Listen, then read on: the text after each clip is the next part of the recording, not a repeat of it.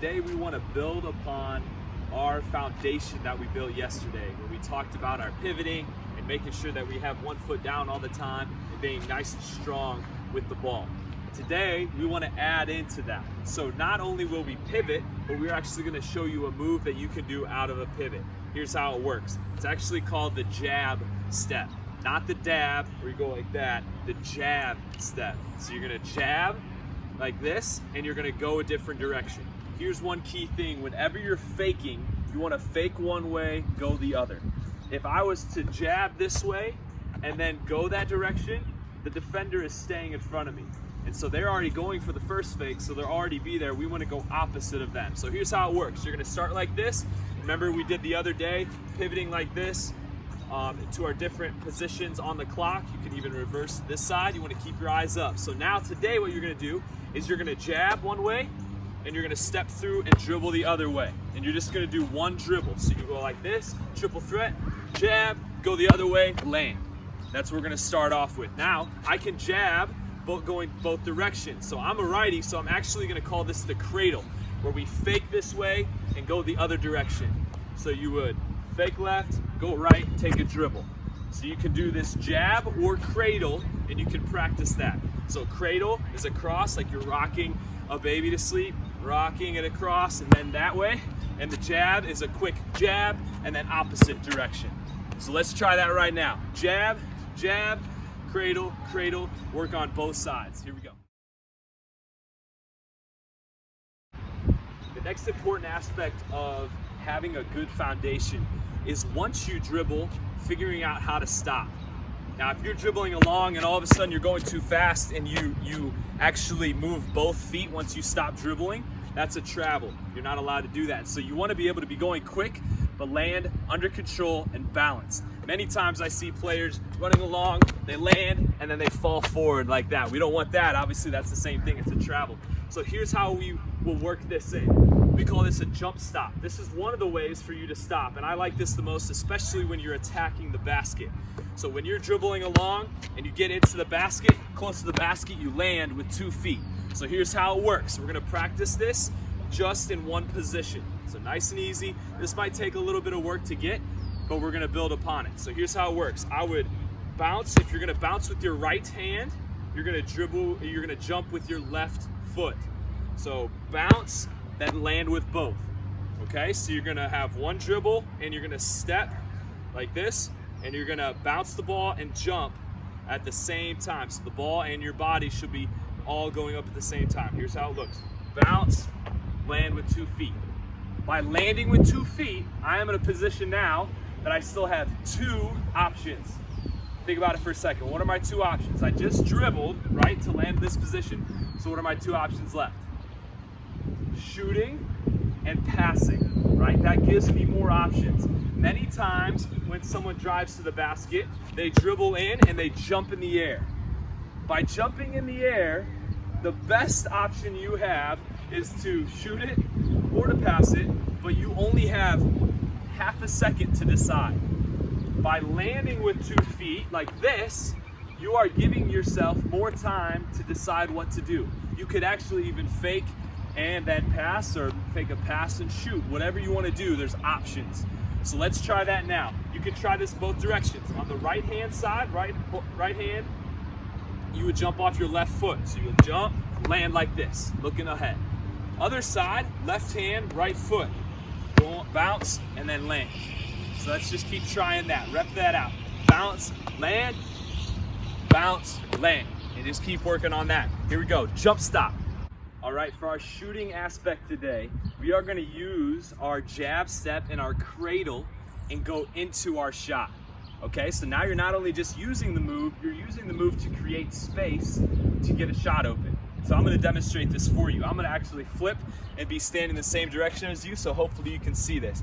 I'm going to jab first, and whichever way I jab, I'm going to go the opposite way, correct? Opposite direction, and I'm going to go in for a layup right now. So we're not worried about pulling up and shooting. We're actually going to go all the way. You can stop and shoot if you want to, if you think layups. After you do several layups, you can go to the next thing and just pull up for a shot. But right now I'm going to show you a layup. So I'm going to fake right and I'm going to drive left. Here's how it looks. I'm in triple threat. eyes up. I'm gonna jab, go to the left, and then go up for a layup like that. All right, so that's with the jab to the left, okay? I'm a righty, so my right foot is the one that is usually always pivoting, is the one that I use to pivot with, to move with. My left foot stays down. So now I wanna go to my right hand. So what do I use? I would actually use the cradle, right? We're rocking the baby to sleep and then boom, exploding. So here's how it would look. Rocking them to sleep, explode, and then in for the layup. So let's try that now. Practice both directions, going all the way in nice and hard, using your jab step, jab, going this direction, and then cradle, cradle, going this direction. Here we go. So let's add now to our jump stop. We're gonna actually dribble into it and practice going to the basket. Obviously, like I said earlier, everyone loves to shoot. And so we're gonna help you today get an opportunity to shoot. So I'm gonna show you, here's how we're gonna really focus in on the jump stop. I'm not gonna do any move out here other than spin the ball to myself, and then I'm gonna drive either direction. Remember, we wanna work on both sides of this. If you're a righty, practice your right first, but also practice going to the left. If you're a lefty, practice both directions. If we're good at both, we're that much better of a basketball player. So we wanna make sure we have both sides to our availability. So here's how it's gonna work. I'll show you to the right. I'm gonna spin the ball to myself, catch it, and immediately drive into a jump stop, and then I'm gonna shoot it up.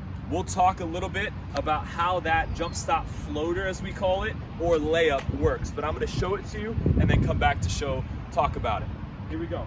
Spin it to yourself, catch, get it here, jump stop, and then off the backboard like that. Okay, so that is a layup jump stop. There's a way for me to even land and keep going up as high as I can, jump off of those 2 feet. You're allowed to do that. We want to do that. That's the layup. I'm gonna show you the jump stop floater now, and let's see how that looks. That's usually a little bit further back from the basket, about a foot or two, and you're floating it up there like a shot, so it's still a shot. You're landing, and you're just floating it up there, and then we'll show you the further shot. So spin, catch it, go this way, land, and then jump stop, floater, just like that. Nice and high, release, get it up in the air over anybody that would be shot blocking down low. The final one that we'll show is jump stop from a little bit further outside. You can almost just shoot it in this case. So the further you go, you don't want to be floating it from way out by the free throw line. You want to actually just be shooting it. So you want to land with 2 feet ready to shoot, like we talked about earlier. Here's how it works. Spin the ball to yourself, catch it, jump stop here, and then shot right into it. Just a little bit off there, but you want to get as many shots in as you can in position right away. Right as soon as you land, you're solid and on balance. So let's try that now. Attack to the right, jump stop. Last thing, don't forget to attack to the left. So let me show that to you real quick. As I catch it, I'm gonna step through with my right foot because that's my pivot foot, and I'm gonna drive to the basket. I'll be jumping off my right, bouncing with my left. I wanna protect the ball. Here's how it would work. Spin it to yourself, step through, get in here, and then land like that. And you can do that at all 3 levels, the layup, the floater, and the pull-up. Let's try our jump stop attacking the basket. Hello athletes, we're back. I want to explain to you a little bit of shooting in the most basic form of shooting in terms of technique all the way through your body.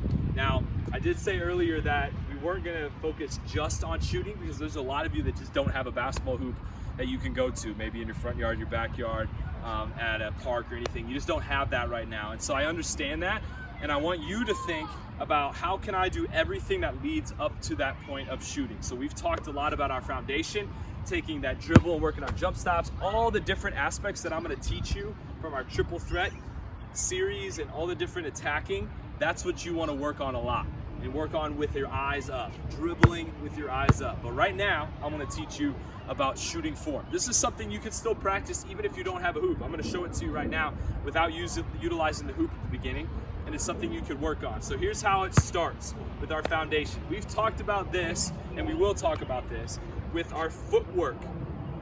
Our feet are actually not straight on, they're actually to the side, which allows our elbow to more naturally get under the ball. If you're over here, naturally, for me, my elbow is out here, naturally. So for me to pull it all the way in here is very awkward, and we want to have a straight elbow, which we'll talk about later. We want as straight as possible and naturally. We don't want it out here. So when you're playing, we'll talk about the elbow in a second, but the footwork is the first thing. So footwork, just a little bit to the side, and I'm a righty, so I'm gonna put my feet this direction. So I'm gonna actually show you this as you're looking at me so it's not confusing, hopefully, and then I'll turn back around. So I would put my feet like this. All right, so it's facing a little bit to the left, so my right elbow is ready. If you're a lefty, go a little bit to the other direction, so your left elbow is under the ball. That's your footwork, that's the key. We'll practice landing correctly and catching it correctly off of that. We've done that, but we wanna make sure our footwork is good. Now, the next thing is really what comes down to is your elbow, So your body will naturally go to this position once your feet are there, okay? We wanna be in a position where we're on our toes, and we wanna, when we shoot, we wanna release. We're not gonna get all into that, but you do wanna use your toes, and you wanna use your body, your legs, to get that shot up there. That would be the next part before we get to the elbow, is the legs. So feet, legs give you the power. Your arms are not nearly as big as your legs. Your legs are where the power comes from. So you want to use that source. If you're just shooting up here like this and the lower part of your body is not moving, then you're not going to be able to shoot correctly, but also you're not going to be able to shoot very far. So by getting my legs involved, I'm powering up. I'm powering up with these legs and allowing me to shoot farther and stronger and not get as tired because my legs are stronger than my arms. So the next thing would be your legs, utilizing those. Don't just shoot with your arms like this and your feet in that position. Bend your knees, get your legs involved, okay? The next thing is your elbow. For me, I'm a righty, so I keep my right hand would have the ball and my elbow would be underneath it. I prefer to be exactly under it as much as possible. This is what it would look like for me right here.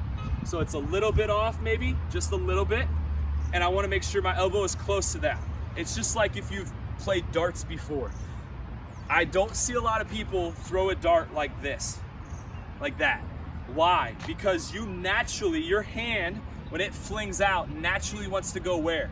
Wants to go where your elbow is. Where your elbow is pointing is where your hand naturally wants to go. So when you would throw like this, a dart, it would be natural that your hand would take it that direction, so you'd have to overcompensate. Most people throw darts like this. Boom, right at its target. Notice my elbow is straight at the target. It's very easy. Same thing in basketball. Elbow at the target allows you to have that shot right towards the basket. It doesn't have to be cocked way underneath or too far under. It just naturally find that spot in here that you can get it. The next thing is your hand. I say that there needs to be space underneath, and there's a ton of different ideas on this from whoever you listen to, but I usually have space underneath. I don't want it on my palm. If it's on my palm, that means my fingertips aren't in control, and my palm is not nearly as precise as my fingertips. So by using your fingertips, having your fingertips on the ball, you're able to control it, and then you would follow through like that, and you actually want it coming off your pointer finger, probably the first two fingers mainly, is what you're shooting it off of. The second part of that with your hands is using your fingertips, following through, but not using this hand to push with. You don't want to use your thumb or your hand to push the ball. If you're doing that, you're actually shooting with two hands and it becomes harder to control. I like to just start off by using one hand. You're not gonna shoot it far, you're not really doing too much, you're just making sure you're in the right position. So foot to the side, get your body into it, your legs into it, elbow underneath, and then you explode from there. So you would explode and shoot it up, like that. All right? That's what you're working hard here with your precision of your shot. When you get confident with that, you can add in the other side, but it's there to hold the ball. It's not to shoot the ball. Hold the ball, shoot, not shoot the ball. So when you get it, I always put my hand next to it, but it's because I want to have two hands on the ball. But when I shoot, I only use my right hand. Notice my left hand stays to the side. It doesn't get in the way. It just guides it for me, and it doesn't shoot it for me. That will allow you to do different things.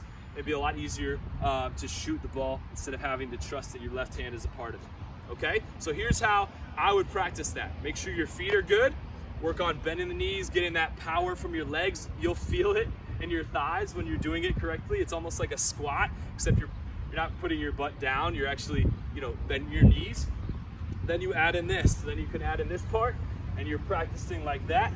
So your elbow underneath, and then you would actually extend it all the way. So you would go through. So you're here, and then you extend it through like that. And you can just practice that. Now, if you have a hoop, obviously, start adding that in. What we say on our shot is we want to release it all the way up. So release as high as you can every time. Your fingertips will follow through. So flick of the wrist, Michael Jordan, like that, right? You just saw maybe the Last Dance documentary, his last shot as a bull.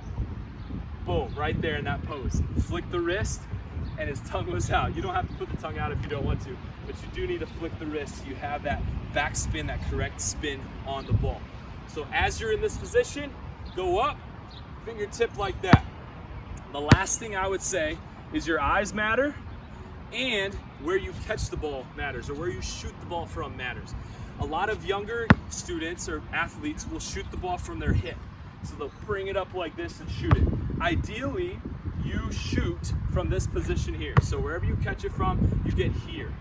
Now it's hard to do because your hands might not be that big, so you might have to get it underneath and then shoot like that. That's fine. But the goal is, and let me explain it, and then you can practice whatever you feel comfortable with right now with your strength. But the goal is when we shoot from here all the way up, it's a long shot.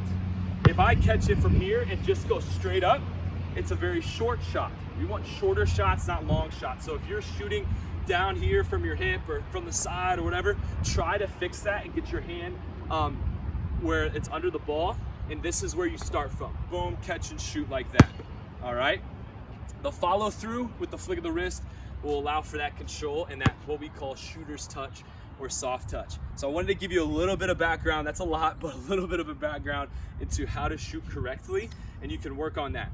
I'm telling you right now, if you utilize this summer to work on that correct shot, you will become a better shooter, and it will last you the rest of your career as a basketball player. Many of you are in elementary or even junior high or high school, and so you have many years in front of you to play basketball. And if you can knock this down right now, then that will make you that much better of a player. Extend that hand so you can shoot over people, and flick the wrist to control the distance. When my elbow is straight, I don't have to worry about side to side as much. If my elbow comes out, the ball will go side to side. There's some little helpful tips for you. I hope this will help you get that shot down to a science. You could practice on a hoop if you have it, or just do what I was doing there. Find a line like we talked about and be able to shoot on that and work on shooting a straight shot.